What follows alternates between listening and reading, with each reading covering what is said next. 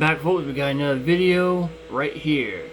Democrats are abandoning ship like rats and everything. Turning on one another, spilling the beans about each other, all to save their ass. What's happening, gang? It's your boy Retro back again with another reaction video. Yeah.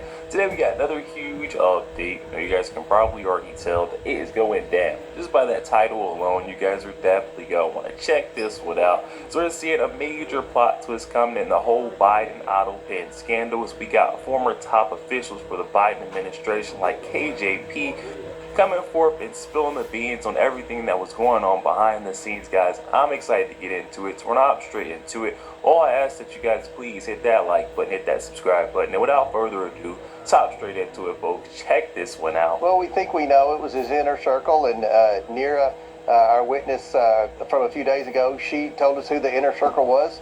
Obviously, Anthony Burdell was one of the people in the inner circle. He's Jill Biden's chief of staff, which is very unusual for the First Lady's chief of staff to be one of the people calling the shots in the Biden White House. But we had heard reports about this, and she confirmed it. He was supposed to come in. We had sent him an invitation weeks ago. He confirmed and said he would be in today. But then yesterday, his lawyer called us and said that he was not coming in. That's when I issued the subpoena today. You have to give people an opportunity to come in voluntarily. That gives them an opportunity to hire a lawyer and gives them their due process. He said he would come in, and then he reneged. I think, Sean, he reneged because President Trump waived executive privilege. And obviously, he was probably going to come in and claim executive privilege and try to not answer any of our questions. But now he's subpoenaed. His executive privilege has been waived, and he's going to have to answer questions about who operated the auto pen and was Joe Biden aware of what his inner circle was doing with respect to executive orders and pardons. All right, you guys, and just like that, we're getting into the good stuff. Grab your popcorn, grab a hold of your seats. We got the GOP Oversight Committee with a breaking news tweet saying just yesterday, Karine Jean-Pierre has been called to testify in the Biden cover-up. We got the chairman, James Comer, demanding interviews with KJP, Zients, Ian Sams, Bates over Biden's mental decline scandal and shady auto pen scheme.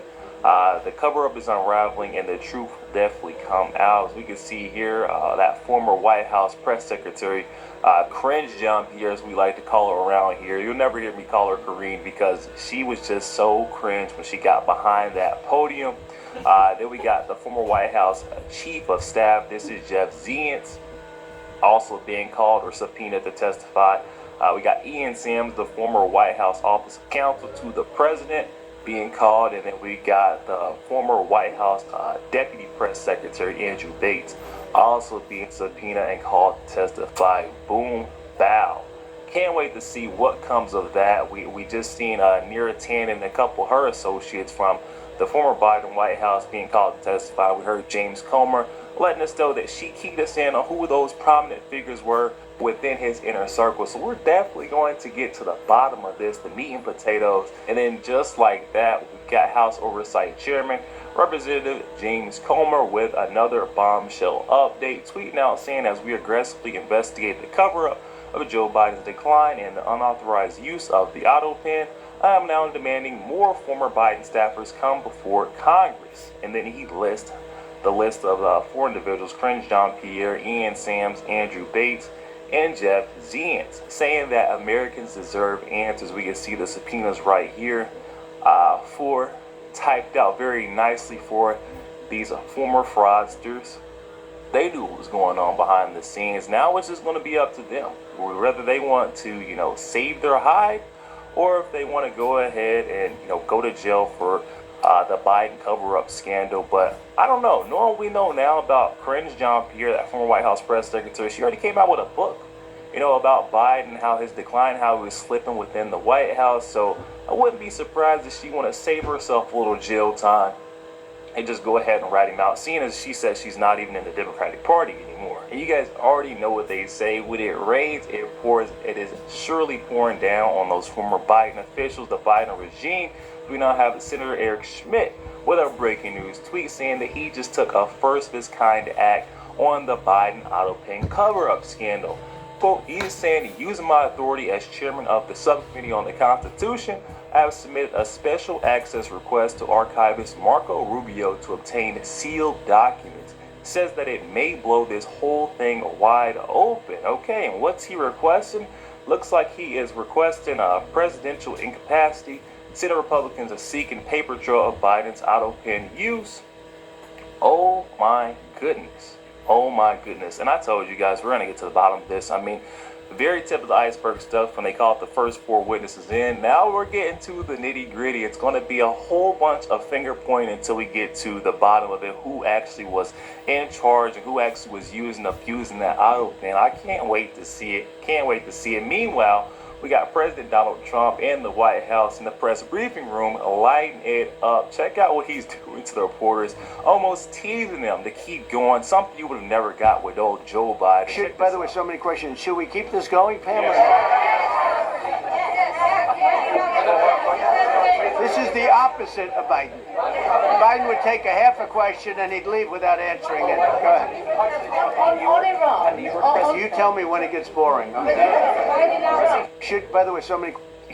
You tell me when it gets more. We'll just keep on going, giving the people what they want, giving the people what they deserve. This is what we voted in. President Donald Trump, it's night and day from that last regime, the Biden administration. He even said to himself, Biden would get up there, take half a question and not even answer it, and then say he's done with questions, no more for the day.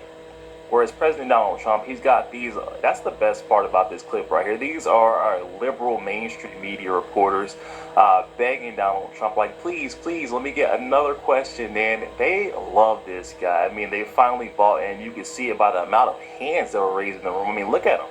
They're all smiling, cheering, except for this guy down the bottom left. But, I mean, other than this guy, everyone is having a great time in there. I mean, they're getting the answers they want. They're getting all that press time. And this is something that we just weren't getting with old Joe Biden. And then he continues on. Mr. President, a leading global economist just did a 180 and says your tariff plan, you may have outsmarted everybody with it. What is your message? I love this. I love this question. This is the favorite. This is the best question I've ever been asked because I've been going through abuse for years on this. Because as you know, we're taking in hundreds of billions of dollars. No inflation whatsoever. Come on now.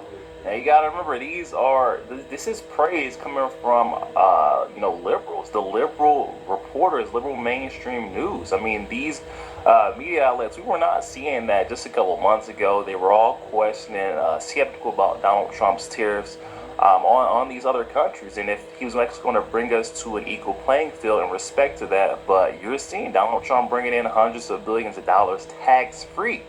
And now these folks can't do anything but tip their caps to Donald Trump. I mean, let's just be honest with ourselves. He is getting it done. But he does not stop there, folks. He continues on. Is there any more information on the special prosecutor? So many Americans still have questions about the 2020 election. And speaking of rogue judges, would you consider appointing somebody at DOJ maybe to investigate the judges that allowed for the political persecution of you, your family, and your supporters during the Biden administration? I love you. Who are you? I love you.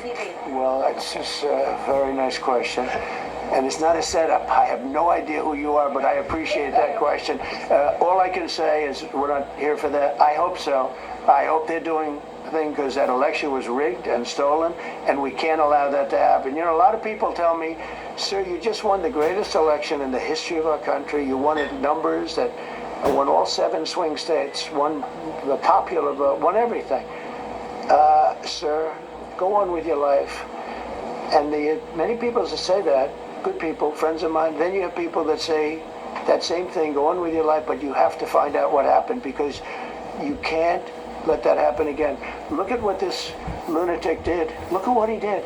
He opened our borders to people that were murderers, 11,888 to be exact, murderers, and we've captured many of those murderers, and we're bringing them back, or some of them are so dangerous that we don't even want to bring them back. We're afraid they're going to try and come back in. But he allowed people to come into this country, people from mental institutions, insane asylums, that's a mental institution on steroids, people from mental institutions, gang members, drug dealers, people, jails being emptied out into our country. Venezuela emptied out almost its entire prison population into our country. All right, guys, and that's Donald Trump going on. It's President Trump, but not me, YouTube. Please, be nice, be nice. I didn't say anything. I literally just said he does not stop there. He continues going, and he just, went on. He's proven a point about the whole 2020 scandal. I don't want any smoke. Please, guys, be nice in the comments. Hop in the comments, let me know your thoughts. Hopefully, YouTube doesn't mess me too much about that one. But then we have Stephen Miller going off on a shifty Adam Schiff. Check this out. We got a little bit of news on everyone today. Adam Schiff is not only a stone cold, hopeless loser, but he is one of the most corrupt, one of the most shameful, one of the most heinous individuals ever to serve in public office in America. And everything he's devoted his life to has been debunked, discredited, and discarded. He literally represents the face of failure. His sole achievement in life was fighting a losing war against Donald Trump, and now President Trump is in the White House, and Adam Schiff is the leader of a dying and dethroned movement. It really is amazing. Think about what the Democrat Party is fighting against. What are they trying to stop? And it's only a matter of time, guys. Stephen Miller, calling it how it is. It's only a matter of time before we get to the bottom of that as well. I can't wait to see old Adam Schiff, Shifty Schiff, being held accountable for his actions as well. But oh wait, there is more. We got a tweet coming out here, breaking news update from our friend Benny Johnson saying President Trump just terminated all discussions on trade with Canada. Says they messed up big time. Let's check out what he had to say. All right, folks, I was able to blow this up a bit more for you guys to follow along with me. Again, this is a true social post coming from President Donald Trump on Canada, saying we have just been informed that Canada, a very difficult country to trade with, including the fact that they have charged our farmers as much as a 400% tariff for years on dairy products, has just announced that they are putting a digital service tax on American technology companies, essentially a dairy technology tax, what I'm getting from this. Trump then saying, which is a direct and blatant attack on our country. They are obviously copying the European Union, which has done the same thing and is currently under discussion with us also. Based on this egregious tax, we are hereby terminating all discussions on trade with Canada, effective immediately. We will let Canada know the tariff that they will be paying to do business with the United States of America within the next 7-day period. Thank you for your attention to this matter. Okay, so just a threat of a tariff. I think this is going to bring them back to the table once again. That just shows you the power that this guy Donald Trump has. You gotta love it. That's true leadership. He doesn't even have to actually slap him with the tariff. I don't even slap your hand. I just say, hey, I may slap your hand in 7 days if you don't figure it out. And I bet you they get moving. Oh my, that's true leadership. This is what we need. Speaking of what we need, we don't need this right here. We got Democratic Representative Rashida Tlaib going off on the latest SCOTUS ruling. This is an incredibly dangerous decision by the United States Supreme Court. Folks, wake up. The Supreme Court now says that we can't permit nationwide injunctions against the Trump administration, even on birthright citizenship. They didn't care about the constitutionality of birthright citizenship. They made this decision because they are a bought Supreme Court. This is an incredible... So we got a false Supreme Court is now with these loonies on the left are claiming with the Supreme Court's nationwide injunction ruling. A huge win for President Donald Trump. We won't see these silly, activist judges being able to block Donald Trump's deportation efforts of these known public security threats, known criminal migrants. It's time for them to go back where they came from. And this one's a little funny tidbit from Olivia TikTok. A little daily reminder that this DEI hire was appointed by an auto pen. So we got Ketanji Brown Jackson, Supreme Court Justice, being an auto pen hire. Okay, yep. So who's to say that Biden even wanted her if he knew what was going on? Who's to say that he would have wanted to appoint her, put her in that position?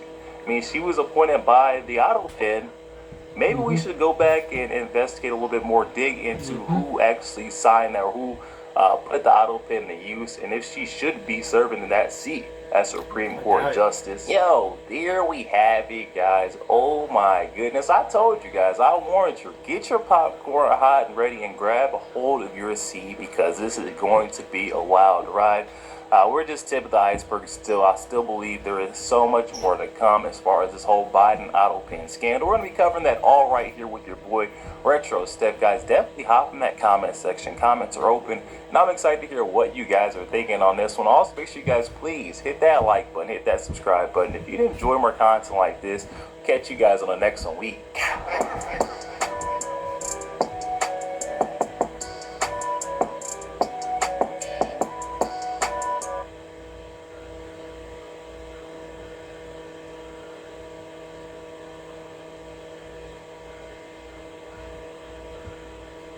A story in 5 words.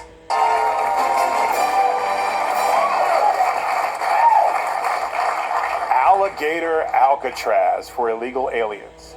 Check it out. Attorney General James Uthmeyer here at the Miami-Dade Collier Training Facility. This is an old, virtually abandoned airport facility right in the middle of the Everglades.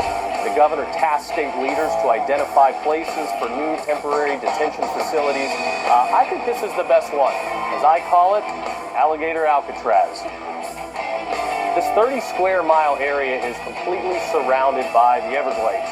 Presents a efficient, low-cost opportunity to build a temporary detention facility, because you don't need to invest that much in the perimeter. People get out, there's not much waiting for them other than alligators and pythons. Nowhere to go, nowhere to hide. Hey, Aaron. Yes, want to go camping? Know a place? Hey, you know what? I don't understand why there's such a fuss about this. Would it make him feel better if the detention center was surrounded by a church, a school, and a nursing home? You know, it's not like they're putting tents on the waterfront. I mean, these are people that have committed crimes. These are not nice people for the most part, right? They're gang members. They are people that need to be contained. And I'm having a hard time with, you know, so the Everglades. It's not even in the Everglades, by the way, right? If I read that correctly, it's by the Everglades. So I am all for just keeping the detainees where they belong, and if they do escape, let nature take its course. Well, okay. Kat, if someone was to escape, should they be allowed to be free? Like, if you make it through the gators or pythons, you get citizenship. Well, my favorite thing about this story is I read somewhere that this was approved today.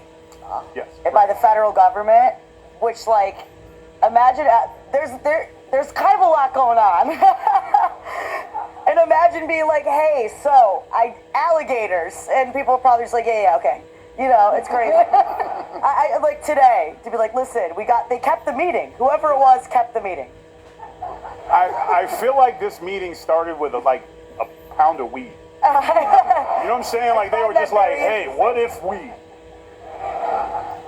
Stick with me now.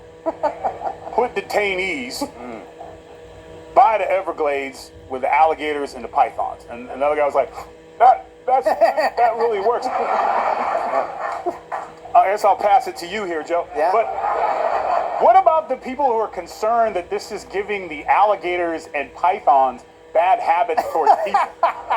Because they might not know the difference between escaped prisoner and sleeping fisherman guy. Yeah, can you imagine how the alligator's going to be like, do you have documentation before Yes. Yeah. I think it's great. It's like a cross between, it's like Shawshank Redemption meets Jurassic Park.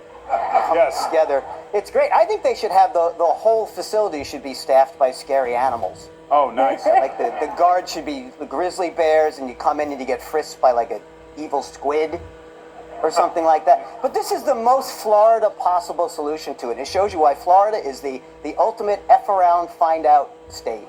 Yes. Because there's only one road in to this place here. There's one bridge, and if you're a protester on it, you get to run them over. It's perfect. Win-win.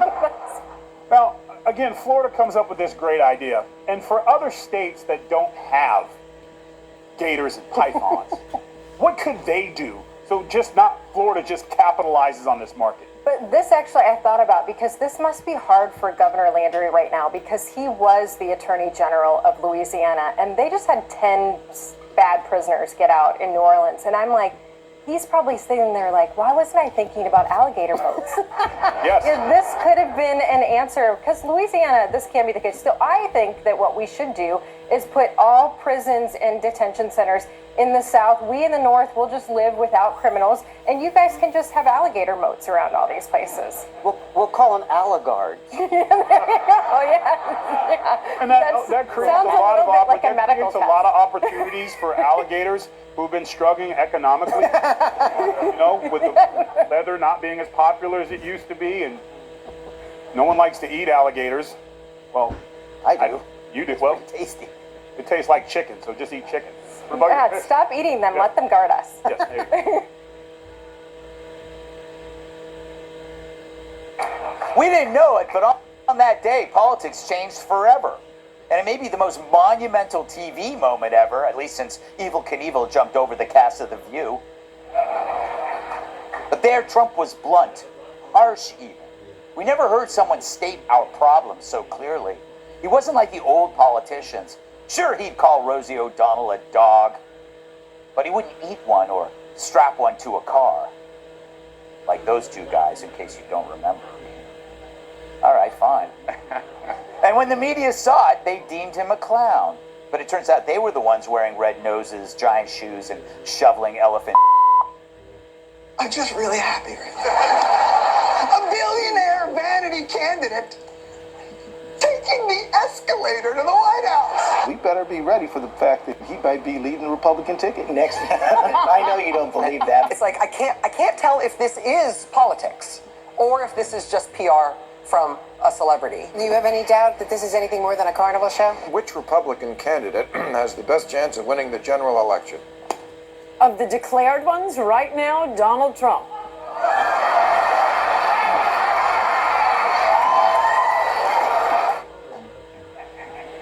Now, I can make fun of those idiots, except I was one of them.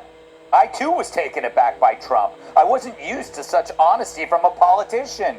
And I didn't hear the facts, I only heard the tone. And as it turned out, I was wrong.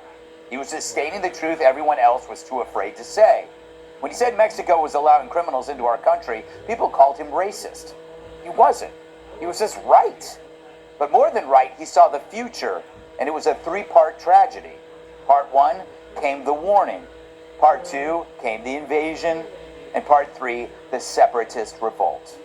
And so Trump came, went, and then returned. But during that intermission, our country and that fake president we had decomposed before our eyes. We saw a systematic destruction of our border. To this day, it's still unclear who was the Jim Henson controlling that Muppet in the White House. But millions of illegals poured in, including mostly military-age men. Where did they go? Well, we saw many overflowing our hotels, whose rooms we paid for. They were on the streets, many were in gangs. And there in LA, there they were waving flags, demanding independence from the country that they invaded. In effect, the Dems destroyed the appeal and necessity of legal immigration. Because we now had more illegals than legal. Invading was simply easier than waiting your turn. But when Trump returned, he was going to fix the problem that first propelled him to the presidency. And what happened? The border was made as tight as Nancy Pelosi's face. Immediately, cartels were designated as foreign terrorists and illegal criminals were taken off the streets. Nearly 1 million people have already self-deported. I haven't seen that many people run for the exits since Dana ordered a chili dog at Citi Field. And now he's ordering ICE to focus on Democrat-run sanctuary cities like LA, Chicago, and New York. And why not? Sanctuary cities were the magnet for mayhem, a fake empathy that we all had to suffer through, generating misery in every city it appeared. If the border was the unlocked door, the sanctuary city was the wallet left on the dresser. Of course, Dems see that Trump's remedy to the problem that they created. Gavin Newsom called Trump's new directive an excuse to keep breaking the law and consolidate power. It's statements like that that confirm my belief that hair products cause dementia. J.P. Pritzker called it an ill-conceived mission. Much like the time he got lodged in the Taco Bell drive-thru. But it's all a lie. They pretend to hate the process when in fact they hate the goal. They embraced the Maryland dad and denied the riots because, for one reason, to subvert the only sensible solution we had, deportation. So they don't merit our attention. They can't scream empathy when they lack none for missing exploited kids or the rape and murder of victims of illegals. It reminds me of the story about a man who did CPR on a crash victim. He saved her life, but instead of gratitude, the victim sued him for breaking her ribs. That's the Dems. They put us on a path to destruction and sue the man who's trying to save us. And now they're expecting us to listen because his methods upset him? Sorry, the adults are back. Here's a coloring book. Go in the other room and shut the up. Let's welcome tonight's guest. His greatest talent is an immunity to pepper spray. Star of the new comedy special, Unconceivable, on YouTube, Jim Norton. He once sawed a woman in half so he could have a threesome. Magician and illusionist Chris Angel. She's back to host now that her cancer is toast. New York Times bestselling author and Fox News contributor Cat Too. And he's dropped more pounds than Prince Andrew at a strip club. New York Times bestselling author, comedian, and former NWA World Champion Tyrus.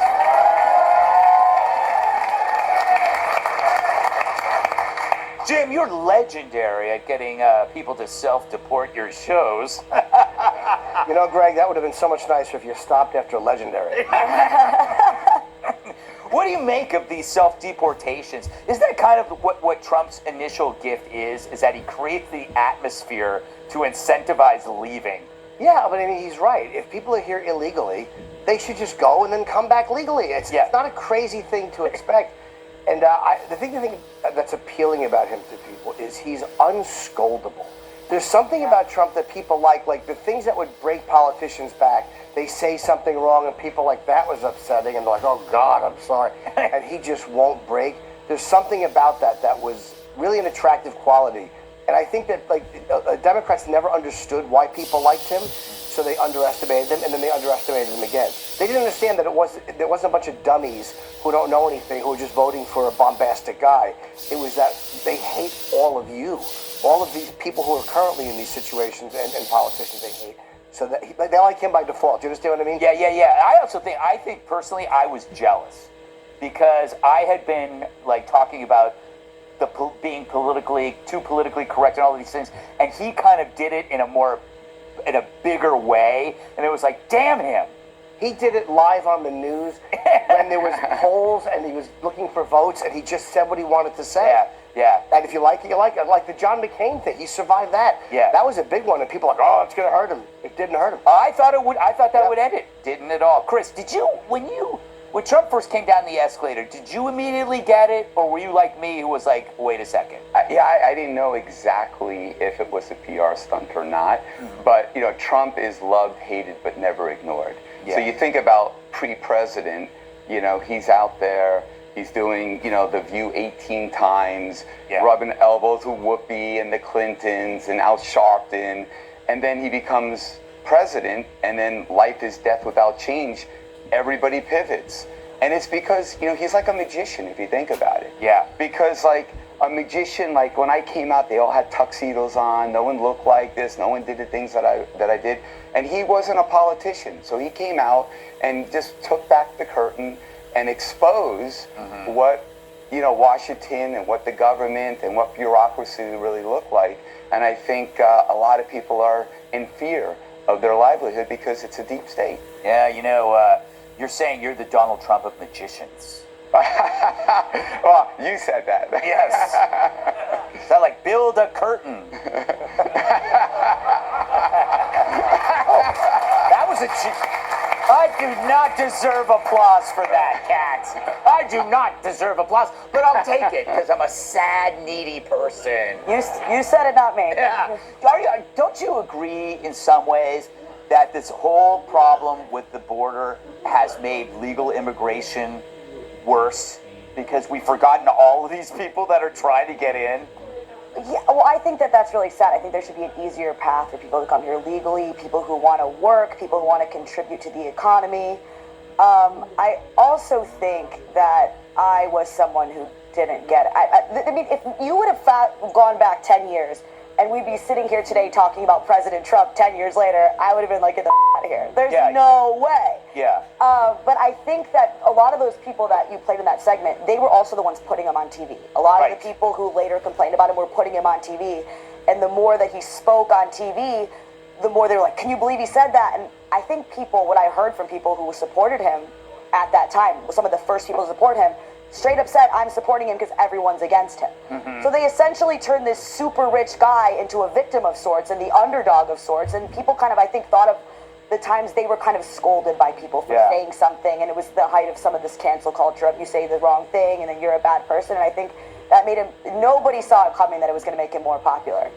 A few people did. A few people did. I mean, like Steve Bannon was there from day one, Tyrus. Were you day one or did you take some... it's 10 years ago. Were you here 10 years ago? Yes, yes. I didn't say much because I didn't get paid then. So, I'm just not going to spit gold for free. Wait, were you here? Have you been here for 10 years? Yeah, No, yeah, 10 years, Greg. Wow. Yeah, or nine years, 10 months, and 4 hours, whatever, however you want to break it down to the stat people. But yeah, it's been a long time. Actually, when I came on, you used to make Cat stay in the corner and only critique at the end. Oh yeah. Remember that Cat would do the thing who made mistakes? Are you serious? Yeah, and you had that genius liberal talking guy on the wall. The talking wall. Yeah, R.I.P. And the worst part is you made me carry you through the door on the first show. That's right. Yeah. So, but here's the reason why you have to give the Democrats credit, or the extreme left or the propaganda media, for helping President Trump make 1 million people self-deport, because they said he was Hitler. They did this world propaganda to make him worse than one of the actual worst people in the world, feeling wise. So it was very easy when he says, I'm going to come get you. They made him the boogeyman, and they believe him, so they left. So in a way, they get credit. They created the monster. They just didn't realize the monster wasn't the little guy behind the thing, but was the wizard. He was an actual monster if you want to play. The reason why he connected so much, and the reason why I early on was like, yeah, he's got a shot, because he didn't change who he was. And that's the most important thing. He was the way he was, and then when he decided to run, he didn't change. And that was refreshing to Americans. That was refreshing that a guy who cussed before he ran for president, all of a sudden he runs, now he's Jesus' best friend. No, President Trump told you like it was, whether you wanted to hear it or not. And then when he ran, he turned it up a notch. Yeah. So that's why we're like, man, I wish I could do that at my job. Well, I kind of do. But I'm just saying that was what made it contagious, because he was saying, like, everyday people cuss. Everyday people don't always say the right thing. Every one of us has a mistake or something in our past. He didn't run from it. He didn't try to hide it. Yeah. And I think that courage and aggressiveness, Americans really got behind. Yeah. And also he banged porn stars. And that's something I can get behind. With a step ladder. Yes. If you agree. Yes, if you agree. Well, technically, he would get Alex Savalas. All right. You're dirty. Click here to subscribe to the Fox News YouTube page to catch our hottest interviews and most compelling analysis. You won't get it anywhere else. All right. As you probably knew...